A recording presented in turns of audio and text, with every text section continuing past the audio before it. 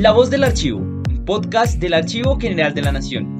En este espacio conocerás más sobre la labor de nuestra entidad, sus servicios y la importancia de los archivos en la preservación de la memoria del país. Bienvenidos. Este es un programa emitido en Radio UNAL, en el formato de la Memoria de la Nación y que hace parte del repositorio del podcast La Voz del Archivo.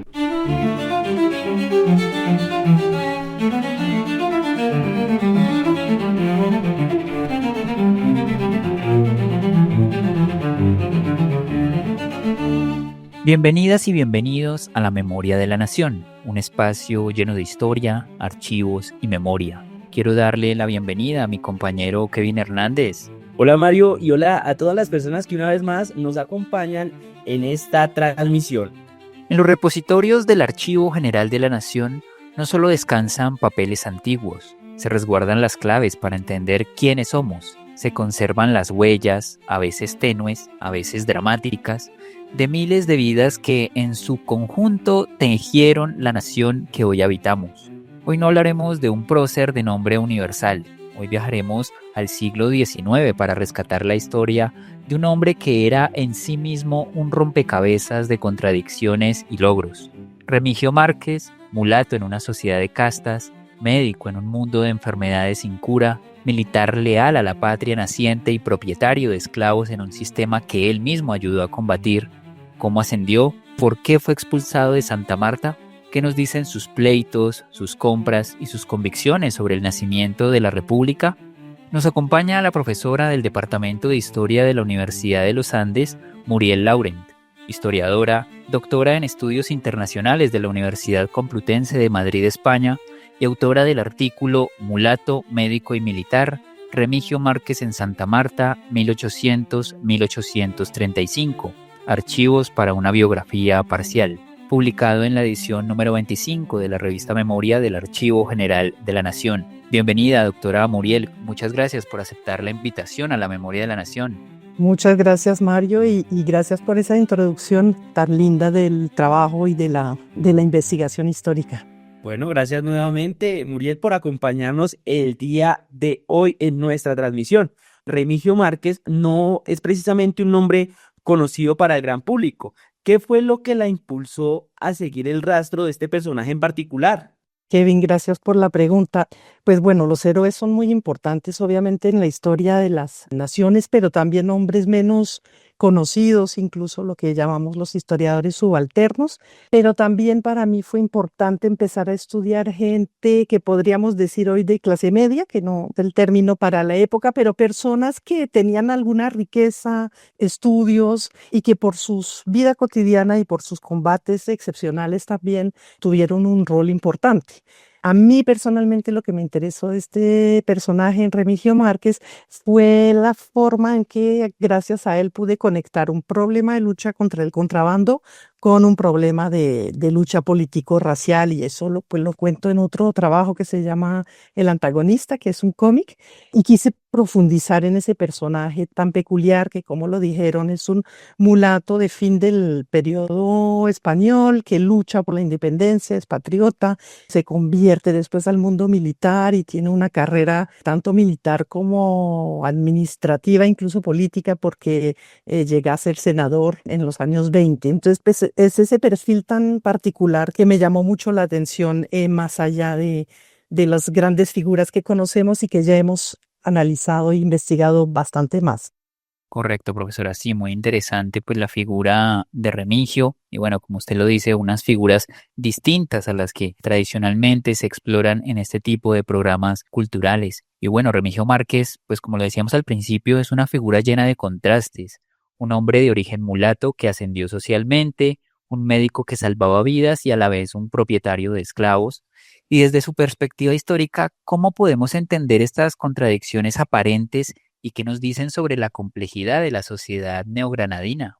Eso es una pregunta que me encanta porque tendemos todavía hoy, ¿no?, a ver el mundo como en blanco y negro, como muy sencillo y en realidad el mundo actual es muy complejo y el mundo pasado, por supuesto, lo era también y las cosas no son tan sencillas. Entonces, que un mulato pudiera tener esclavo, que es lo que resalta en su pregunta, pues era, puedo decir así, relativamente normal. La esclavitud era una realidad socioeconómica, era parte de la economía doméstica de la Nueva Granada, clave para la riqueza, para demostrar riqueza a los demás, pues se podía demostrar por la posesión de esclavos. Entonces el hecho de haber, claro, no sabemos en qué momento la familia de Remigio Márquez deja la esclavitud, ¿cierto? En qué momento se libertaron, pero lo que vemos es que una persona mulata compra, vende esclavos, tiene esclavos en su servicio doméstico, en su hacienda. No le he encontrado ninguna evidencia que muestre que lucha por un principio abolicionista, más bien al contrario, lo encuentro vendiendo y comprando esclavos, incluso después de la independencia, ¿no? Porque en buena medida pues sería natural, digamos, antes de la independencia, pero también después lo veo todavía en su testamento reportando en 1835, es eso, es decir, bastante después de la independencia, varios años, lo veo todavía listando por su nombre sus esclavos. Ahora, el hecho de que uno tenga o que él hubiera tenido esclavos no significa que hubiera sido un amo tiránico, eso no lo sabemos, ¿no? No tenemos evidencia sobre eso, tal vez trataba bien a sus esclavizados. En eso, entonces, lo que me parece importante recalcar es que Remigio Márquez es un hombre de su tiempo, de la misma manera que en otro campo, a nivel, por ejemplo, religioso, él tiene un matrimonio religioso, dentro del cual tiene una hija legítima, pero tiene un montón de hijos ilegítimos, que era también una característica relativamente común en la época, y esos hijos ilegítimos son de mujeres que no son su esposa, los tiene esos hijos antes de su matrimonio, durante su matrimonio y después. Otro elemento por el cual vemos que él no escapa a su tiempo, que es una persona, un individuo realmente representativo de su época socialmente y económicamente. Y eso, resaltar que la historia no es de blanco y negro y de cosas sencillas, ¿no? Justamente es su encanto, tratar de entender por qué pasan estas cosas. Usted menciona que su nombre figura en una lista del Archivo General de Indias como uno de los individuos que opinan terriblemente, en este caso en contra de la corona, y que es el único sin el título de Dol. ¿De qué manera su condición racial y sus convicciones patriotas moldearon su trayectoria y, pues, entre comillas, su expulsión de Santa Marta? Y entonces Remigio Márquez crece primero en Cartagena, ¿cierto? Después se desplaza a Santa Marta porque tiene un trabajo, le dan un trabajo como médico militar de la plaza pues, de Santa Marta, y ahí es donde lo cogen los inicios de la independencia, y sabemos que desde que está antes, o sea, a final del siglo XVIII en Cartagena, ya conoce ideas, por ejemplo, ideas de Antonio Nariño, parece, y claro, él las puede conocer, pero también puede leer, ¿no? Porque él es un mulato que va a estudiar por su propia cuenta, porque es médico, pero es médico cirujano, de esos que no estudiaron en la universidad, sino que se forman en los hospitales con otros médicos, probablemente, eso es de las cosas que poco sabemos. Pero lo que quiero decir con esto es que es un individuo alfabetizado, que él lee literatura médica, pero también literatura política. Es muy difícil saber qué títulos exactamente leyó o de qué habló con quién, ¿cierto? Tengo unas pistas sobre eso, pero no demasiadas. Entonces, tanto en Cartagena previamente como en Santa Marta antes de 1810 se acerca a ideales republicanos, seguramente hablando y leyendo tal vez literatura extranjera también o periódicos extranjeros, ¿no? Y termina, pues eso, opinando fuertemente contra la corona, contra los realistas, y esto lo hace salir corriendo rápidamente de Santa Marta para volver a ir a Cartagena, de donde es, y vincularse con el movimiento republicano y patriota. Recordemos que Santa Marta, tal vez para los oyentes, Santa Marta se mantiene realista, se mantiene, la mayoría de la población apoya el rey y la monarquía en un momento en que parte de la Nueva Granada se aleja de ella. Entonces, lo que hace Remigio Márquez es irse para Cartagena, donde es parte de los patriotas de la costa. El artículo se podría leer como una novela en la que los documentos arrojan las pistas. Hubo callejones sin salidas, como la partida de matrimonio faltante.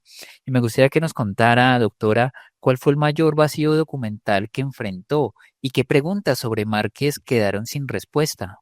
Preguntas sin respuesta, cuando uno hace una biografía, son muchas, ¿no? Muchísimas preguntas quedan sin respuestas. Podría mencionar su carácter. Yo no sé mucho de su carácter, de cómo era su genio, su forma de ser realmente. Tenemos mucha información, pero mucha otra no la tenemos y sabemos cuando los historiadores que se interesan por las biografías realmente son productos imposibles porque uno no puede saber todo de la vida de un sujeto y menos cuando es pasado. Sin embargo, tenemos mucha información. También tengo otros grandes vacíos, por ejemplo, cómo aprende a leer y escribir, cómo estudia medicina, cómo aprende la medicina. Yo sé que aprende en parte en los libros, también seguramente con otros médicos, pero ¿con cuáles? ¿En qué hospital exactamente? Otro gran vacío por ahora es toda su vida en Jamaica. Márquez pasa del año 1816 a 1820, principios del 21 en Jamaica, y sobre ese periodo aún no tengo información. Probablemente haya que buscarla allá mismo en Jamaica o en los archivos británicos. Me pregunto, otra cosa que me pregunto, ¿cuándo sus antepasados afrodescendientes se volvieron libres? ¿Debieron comprar su libertad o la recibieron del amo o cómo fue eso? Quedo con muchas preguntas, no podría decir vacío documental, es decir, sí, hay ese documento que usted menciona de la partida de matrimonio que no la encuentro, sé que está casado, sé que se casó con quién, más o menos cuándo, pero no encuentro el documento. Pero uno hace recortes, ¿no?, de información, contrasta y termina sabiendo de todos modos muchas cosas. Y de todos modos es un asunto que hablo mucho, que se discute mucho con los estudiantes, ¿no? Cuando uno estudia historia, en ese oficio hay algo de frustrante en que quedan muchas preguntas sin respuestas, cosas que nunca vamos a saber, ¿sí? ¿Quiénes eran las mamás, por ejemplo, de estos hijos ilegítimos que mencioné? ¿Qué perfil tenían, quiero decir? ¿Eran esclavas? ¿Eran algunas quizás? Otras no, tengo claro que no, pero no veo muy bien quiénes eran, no alcanzo a encontrar quiénes eran. Entonces, es decir, conservamos muchas dudas, muchas preguntas, pero pues es lo que hace nuestro oficio también interesante y como esa búsqueda de información, ese trabajo como de detective tiene algo de atractivo. Yo pues quisiera también preguntarle, ya que las escrituras notariales nos muestran a un Márquez, pues digámoslo así, activo, que compró una huerta, una casa, una hacienda y también pues en este caso esclavos, ¿por qué estos documentos que pueden sonar, entre comillas, aparentemente aburridos, son tan importantes para entender la vida cotidiana y la estructura social en esa época? Son claves. El archivo notarial es absolutamente clave porque ahí es donde tenemos todas las compraventas que hizo un individuo, ¿no? Sus propiedades, pero también sus vecinos, porque, por ejemplo, en la época los linderos se expresaban dando el nombre de los vecinos, quién vive al lado, quién vive de un lado, quién vive del otro, quién es el dueño anterior, cuánto valió el bien anteriormente, a cuánto lo compró el dueño anterior. Es decir, tenemos muchos datos ahí que vuelven vivo, digamos, ese documento que suena archivo, que es lo que firmamos cuando compramos un apartamento, ¿cierto? El día de hoy. Entonces tenemos muchos elementos de aspectos económicos, pero también un poco sociales, ¿no? ¿Quién es mi vecino? ¿Cómo se llama? No solamente cuántos metros tiene la fachada. De hecho, sobre eso hay trabajos de otros historiadores. Catherine Legrand, una historiadora extranjera, trabajos de temas para el Santa Marta del siglo XIX y XX y muestra todo lo que podemos saber a través del archivo notarial. Otro historiador que es Joaquín Viloria, también economista, también tiene un artículo sobre ese mismo tema mostrando a la comunidad de jóvenes historiadores para qué sirve en ese archivo notarial en términos económicos y sociales. A través de ellos, por ejemplo, también puedo ver, y otros lo han trabajado, vemos mujeres, ¿no? Vemos mujeres comprando y vendiendo casas, fincas en diferentes épocas, durante las cuales en general no las vemos como o las pensamos como poco visibles y en realidad están en ese tipo de archivo, porque eso, venden o son vendidas, ¿no? Si son esclavas, también aparecen por eso, por ser vendidas, pero también porque compran, venden bienes, casas, huertas, hacen préstamos también. Es decir, uno ve ahí una comunidad viva a nivel local, ¿no? Y conoce las relaciones, quién vende qué a quién. Entre personas como los esclavos y los esclavizados y bienes y finca raíz. Entonces es un archivo muy, muy vivo, claro, suena muy aburrido, pero el documento colonial de final de la colonia y de principio del siglo XX es un poco más rico, digamos, que la compraventa de hoy. No hay muchos elementos de vida cotidiana, insuficientes, por supuesto, pero algo es algo.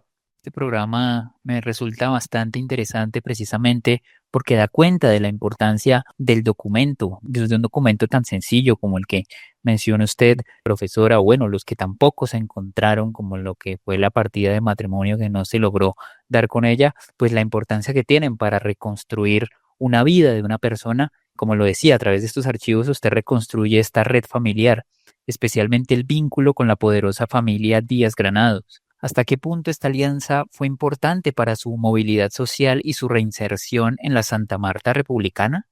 Es bastante importante, bastante útil, le fue a Remigio Márquez esa cercanía con la familia Díaz Granados. Obviamente son instas volátiles, ¿no? No hay tantas evidencias concretas, pero veo, por ejemplo, poderes, ¿no? Poderes que se dan entre ellos, entre Remigio Márquez y algunos miembros de la familia Díaz Granados. También la cercanía con Miguel Díaz Granados, que es un mártir de 1816, fusilado en Cartagena. La hermana de la esposa de Márquez tiene una relación afectiva con Miguel Díaz Granados, de la cual queda una hija natural. Esa conexión y posteriormente a la independencia pues va a conservarse porque veo la hija de Remigio Márquez teniendo cierta correspondencia y cierta afinidad con esa prima, son primas finalmente. Y desde antes de la independencia, sospecho yo que las ideas revolucionarias que comparten Márquez y Miguel Díaz Granados, por ejemplo, pero también otros, Esteban, pueden nacer de esa cercanía familiar o de la cercanía en la Santa Marta de la época, ¿no? Son vecinos finalmente en el centro de la ciudad, porque lo que usted subrayaba ahora, Márquez tiene una casa en el centro de la ciudad y por eso es vecino de toda la élite samaria de la época y los atiende como médico probablemente también. Entonces, entre cosas que sospecho y cosas que están claras en el archivo, pues sí puede uno pensar que esta alianza fue importante para su movilidad social en términos de reforzar lo que el dinero y la profesión de médico le permite, ¿no? Y la vuelta a Santa Marta después de la independencia, también por seguir conectado con estos familiares después de 1821. Bueno, en esta entrega que usted nos está contando hoy, hay una parte que menciona que Márquez no solo tuvo que huir, sino que pues su casa fue ocupada por el gobernador realista y más tarde pleiteó por sus tierras con los indígenas de Gaira. ¿Qué nos revelan estos conflictos sobre los derechos de propiedad y las tensiones sociales en ese turbulento periodo de transición? Súper interesante también los derechos de propiedad que veo a través de distintas, incluso hay más pleitos donde están relacionados los derechos de propiedad.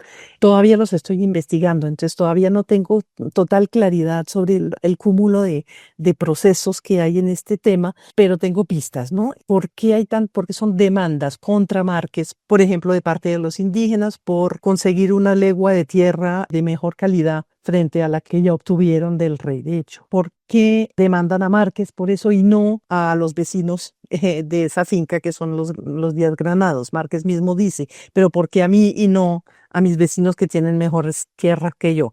Entonces ahí sí se están jugando cosas. Yo sospecho que en parte de su perfil como de notable, ¿no? A pesar de ser mulato, Márquez está insertado en la élite, podríamos decir como notable porque compra bienes, claramente, a pesar de no ser un don como usted recalcaba antes. O sea, no es parte de la élite tradicional, clásica, digamos, pero juega en el mismo patio porque compra los mismos bienes que ellos, vive como vecino, etcétera. Preguntaba usted también por la casa, ¿no? Su casa fue ocupada, su casa que construye durante la década de 1800, justo antes del primer grito de independencia, la va a ocupar a partir de 1811, a partir del momento en que Márquez abandona Santa Marta, su casa va a ser ocupada por el gobernador realista. ¿Por qué se da eso? Pues seguramente porque en parte, como buena parte de la élite se queda, pues no liberan casas y esta que es grande, seguramente, estoy segura que es grande, súper bien ubicada en el centro, cerca de la Plaza de San Francisco, de buenas dimensiones, una construcción reciente, pues es el lugar perfecto para que el gobernador se pueda instalar. Hay otras casas grandes y de hecho otro pleito por razones de propiedad que se da tiene que ver con el alquiler de otras casas en el centro de la ciudad y no hay tantas casas grandes disponibles en el centro en ese momento, están ocupadas por distintas personas de la élite. Esto lo que nos dice es, por un lado, la inserción de Remigio Márquez en el lado local, pero con características diferentes, digamos, de no ser parte de esa élite tradicional. Entonces, tal vez los derechos de propiedad que le discuten a él tienen que ver con eso, con su procedencia socio-racial, ¿no? Esto de los pleitos por tierras y en particular con indígenas es algo que ha sido estudiado también por Huguet Sánchez, otro historiador, y ahí voy a ver cuándo hago otro aporte sobre este asunto en relación en particular con Márquez, ¿no? Y por qué lo demandan tanto, por qué tiene tantas peleas de esta naturaleza. Bueno, ya nos vamos acercando al final de este episodio de La Memoria de la Nación. Y bueno, en su artículo destaca la importancia de herramientas como el anterior archivo web de la AGN, ahora DataViva, y Family Search. ¿Cuál cree que es el mayor desafío en la actualidad para poner estos archivos al alcance de toda la ciudadanía? Bueno, es fantástico, también súper interesante pregunta. Es fantástico que contemos con DataViva, que es la nueva versión, digamos, de ArchidoWeb, que para mí fue fundamental en su momento.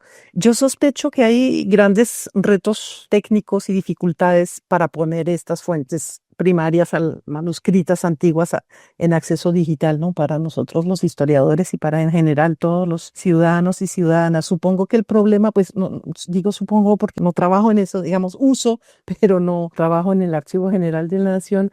Problemas, me imagino, ¿no? Desafíos como el personal, ¿no? Y contratar profesionales para digitalizar, para subir el material, para hacer todo esto rápidamente. Entonces, sospecho que es un problema presupuestal ante todo. Pero lo que es importantísimo recalcar es que las imágenes existen, están ahí a disposición, podemos trabajarlas desde la casa, desde la oficina, desde otras regiones del país que no son Bogotá, ¿no? Porque pues yo tengo el privilegio de poder ir hasta el Archivo General de la Nación si quiero, pero poder trabajar desde otras regiones o cuando uno está en el exterior o por la noche desde su casa, digamos, es una ventaja grandísima, agiliza muchísimo la investigación. Entonces, todas estas herramientas pasadas y presentes que no dejan de crecer, ¿no? Son fantásticas, pero me imagino que hay un desafío ahí detrás que es su pregunta, que es presupuestal y seguro los profesionales sí están para hacer eso y el asunto es más de contar con el presupuesto para poder agilizar esa subida de material. Bueno, Muriel, pues ya para finalizar lastimosamente este programa, me gustaría saber ya después de años de investigación, ¿quién es Remigio Márquez para usted? ¿Por qué es importante rescatar del olvido la historia de este hombre mulato, médico y militar? Es mi tema de estudio, llevo años investigándolo, pero me queda otro rato también para completar su biografía y poder escribirla. Y la realidad es que sigue siendo en parte un enigma para mí en muchos aspectos. Ya lo entiendo parcialmente, de cosas que no entendemos muy bien, ¿no? Porque como mulato tiene esclavos, porque siendo religioso la ilegitimidad de sus hijos, en fin, hay un montón de temas complejos que entender ahí. ¿Por qué rescatar a alguien así del olvido? Hay dos grandes razones para mí. Una es querer compartir con la audiencia, con mis lectores en el futuro, todo esto que uno puede ver a través de la vida de alguien, ¿no? De dónde viene, de dónde procede, cómo se forma, cómo ejerce su profesión, cómo es su vida familiar, cómo es ese acceso a la propiedad que puede tener. Entonces eso por un lado para mí es muy importante y me habla también de toda la vida en la costa caribe de esa época, que es donde principalmente va a vivir Márquez. También poder transmitir a las personas que se interesan por la historia qué es el honor o cómo era el honor de la gente de esa época. Lo que quiero decir es que me interesa como compartir a mis contemporáneos cosas que probablemente no entienden porque el mundo pasado es complejo y es difícil de aprender y es desconocido. Entonces eso es como una de las razones por las que rescatar esta persona del olvido, y también la otra es porque me parece fundamental ya interesarnos no solamente por los héroes, no solamente por las personas cuyo nombre es conocido, sino por personas más intermedias, normales, digamos, ¿no? Que también hicieron historia y también nos dicen cosas sobre el mundo en el que vivieron. Por eso también a mí me interesa mucho que estas historias que cuento yo y que cuentan otros de mis colegas las compartamos así a través de programas de radio. A mí me interesa mucho el cómic, entonces hago cómic con esas historias que me encuentro u otras formas, ¿no? Hay muchas otras formas de comunicar con el público todas estas historias que encontramos en los archivos sobre personas, pero sobre problemas importantes de la historia.